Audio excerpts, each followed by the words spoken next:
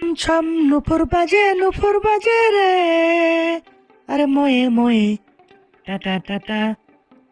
আরে বাবা, পায়েল দিদি তো ভালোই নাচছে। এই ডান্স কম্পিটিশনে মনে হয় পায়েল দিদি জিতে যাবে। আরে চুপ কর, পায়েল দিদির থেকেও ভালো কন্টেস্টেন্ট আছে, বুঝতে পেরেছিস?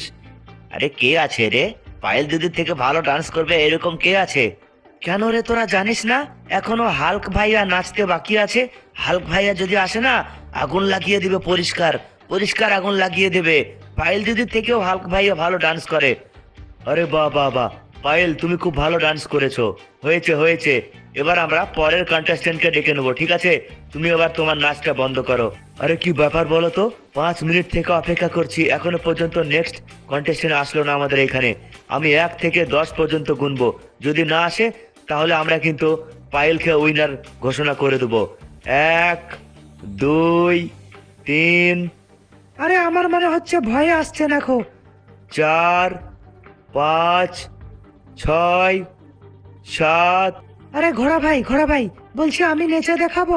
আরে না না, এখানে মানুষের কম্পিটিশন চলছে, ঠিক আছে? পশুদের না।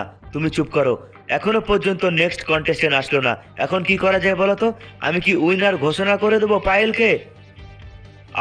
8, 9, আরে ভয় আসছে না মনে হয়, ভয় দেখা যাচ্ছে না। 10। তো আজকের উইনার হচ্ছে, আরে চুপ কর, ইয়া আরে বাপ রে বাপ, এইটা আবার কি? আমি হলাম অনেক পাওয়ারফুল, আমি হাল্ক। আরে ঠিক আছে ঠিক আছে, এখানে তো কুস্তির কম্পিটিশন চলছে না, এখানে ডান্সের কম্পিটিশন চলছে, নাচো। আরে থামো থামো, 1 মিনিট থামো।